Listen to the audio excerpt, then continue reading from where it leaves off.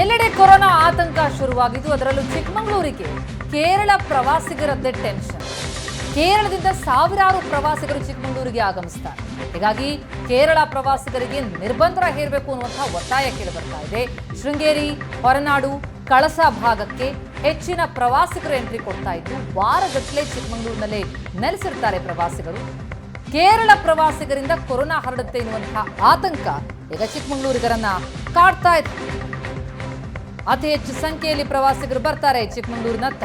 ಅದರಲ್ಲೂ ಪ್ರಮುಖವಾಗಿ ಕೇರಳದಿಂದಲೇ ಸಾವಿರಾರು ಪ್ರವಾಸಿಗರು ಆಗಮಿಸ್ತಾ ಇದ್ದು, ಕೇರಳ ಪ್ರವಾಸಿಗರಿಗೆ ನಿರ್ಬಂಧ ಹೇರಬೇಕು ಎನ್ನುವಂತಹ ಒತ್ತಾಯ ಕೇಳಿ ಬರ್ತಾ ಇದೆ.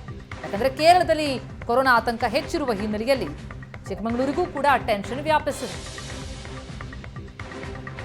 ಪಕ್ಕದ ರಾಜ್ಯ ಕೇರಳದಲ್ಲಿ ಈಗ ಕೋವಿಡ್ನ ರೂಪಾಂತರ ತಳಿಯಿಂದಾಗಿ ಸಾವು ನೋವುಗಳು ಸಂಭವಿಸ್ತಾ ಇರುವಂಥದ್ದು. ಇದರಿಂದಾಗಿ ಕಾಫಿನಾಡು ಚಿಕ್ಕಮಗಳೂರು ಜಿಲ್ಲೆಯಲ್ಲೂ ಕೂಡ ಜನರಲ್ಲಿ ಆತಂಕ ಮನೆ ಮಾಡಿರುವಂಥದ್ದು. ಕೇರಳದಿಂದ ಸಾಕಷ್ಟು ಸಂಖ್ಯೆಯಲ್ಲಿ ಚಿಕ್ಕಮಗಳೂರಿಗೆ ಪ್ರವಾಸವನ್ನು ಕೂಡ ಅಲ್ಲಿನ ಜನರು ಕೈಗೊಳ್ಳುತ್ತಾರೆ. ಇದರಿಂದಾಗಿ ಚಿಕ್ಕಮಗಳೂರಿನ ಜನರಲ್ಲಿ ಈಗ ಆತಂಕ ಮನೆ ಮಾಡಿರುವಂಥದ್ದು.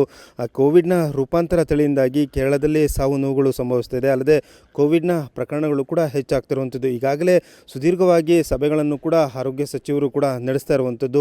ಮಾಸ್ಕ್ ಕಡ್ಡಾಯಗೊಳಿಸುವಂಥ ನಿಟ್ಟಿನಲ್ಲೂ ಕೂಡ ಸಮಾಲೋಚನೆಗಳು ಕೂಡ ನಡೀತಾ ಇರುವಂಥದ್ದು. ಇದರ ಹೊತ್ತಿಗೆ ಚಿಕ್ಕಮಗಳೂರಿನ ಹೊರವಲಯದಂಥ ಇಂದಾವರದಲ್ಲೂ ಕೂಡ ಖಾಸಗಿ ಹೋಮ್ ಸ್ಟೇ ಇರುವಂಥದ್ದು. ಹೋಮ್ ಸ್ಟೇಗೆ ಈಗ 10 ಬಸ್ಗಳಲ್ಲಿ ಕೇರಳದಿಂದ ಬಂದಿರುವಂಥ ಪ್ರವಾಸಿಗರು ಈಗಾಗಲೇ ಹೋಮ್ ಸ್ಟೇ ಮತ್ತು ಇಲ್ಲಿನ ಪ್ರವಾಸಿ ತಾಣಗಳಿಗೆ ಭೇಟಿಯನ್ನು ಕೂಡ ಕೊಡ್ತಾ ಇರುವಂಥದ್ದು. ಕೇರಳ ರಿಜಿಸ್ಟ್ರೇಷನನ್ನು ಹೊಂದಿರುವಂತಹ 10 ಮಿನಿ ಬಸ್ಗಳಲ್ಲಿ ಸಾವಿರಾರು ಪ್ರವಾಸಿಗರು ಚಿಕ್ಕಮಗಳೂರು ಜಿಲ್ಲೆಗೆ ಭೇಟಿಯನ್ನು ಕೂಡ ಕೊಟ್ಟಿರುವಂಥದ್ದು.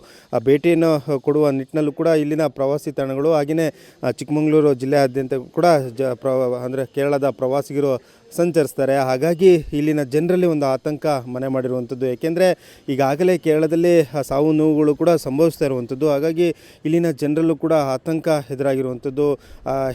ಏಕೆಂದರೆ ಕಳೆದ 2-3 ವರ್ಷಗಳ ಹಿಂದೆ ಕೋವಿಡ್ನ ಹಿನ್ನೆಲೆಯಲ್ಲಿ ಇಲ್ಲಿಯೂ ಕೂಡ ಸಾವು ನೋವುಗಳು ಸಂಭವಿಸಿತ್ತು. ಈ ಹಿಂದೆಯೂ ಕೂಡ ಪ್ರಮುಖ ಸಂಘಟನೆಗಳು ಕೂಡ ಒಂದು ಒತ್ತಾಯವನ್ನು ಕೂಡ ಮಾಡಿತ್ತು.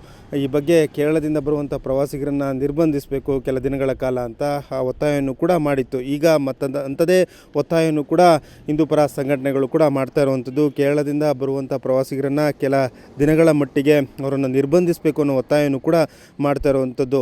ಏಕೆಂದರೆ ಕೇರಳದಲ್ಲಿ ಅತಿ ಹೆಚ್ಚಿನ ಪ್ರಕರಣಗಳು ಕೂಡ ಕಂಡುಬರ್ತಾ ಇರುವಂಥದ್ದು. ಅಯ್ಯಪ್ಪ ಸ್ವಾಮಿ ಶಬರಿಮಲೆಗೆ ತೆರಳಿದಂತಹ ಪ್ರವಾಸಿಗರಲ್ಲೂ ಕೂಡ ಸಾಕಷ್ಟು ಭಕ್ತರಲ್ಲೂ ಕೂಡ ಈಗ ಕಾಣಿಸ್ಕೊಳ್ತಾ ಇರುವಂಥದ್ದು ಕೋವಿಡ್ನ ರೂಪಾಂತರ ತಳಿ. ಹಾಗಾಗಿ ಇಲ್ಲಿನ ಆರೋಗ್ಯ ಸಚಿವರು ಕೂಡ 60 ವರ್ಷ ಮೇಲ್ಪಟ್ಟವರಿಗೆ ಮಾಸ್ಕ್ ಕಡ್ಡಾಯಗೊಳಿಸುವ ನಿಟ್ಟಿನಲ್ಲೂ ಕೂಡ ಮುಂದಾಗಿರುವಂಥದ್ದು. ಹಾಗಾಗಿ ಕೇರಳದಿಂದ ಬರುವಂಥ ಪ್ರವಾಸಿಗರಿಂದಾಗಿ ಚಿಕ್ಕಮಗಳೂರಿನ ಜನರಲ್ಲಿ ಒಂದು ಆತಂಕ ಮನೆ ಮಾಡಿರುವಂಥದ್ದು.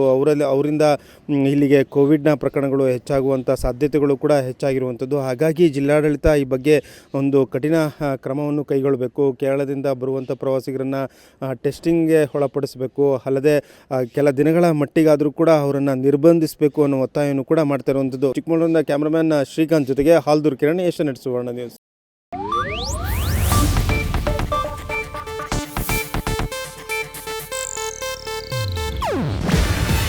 ಇದು ಏಷ್ಯಾನೆಟ್ ನ್ಯೂಸ್ ನೆಟ್ವರ್ಕ್ ಪ್ರಸ್ತುತಿ.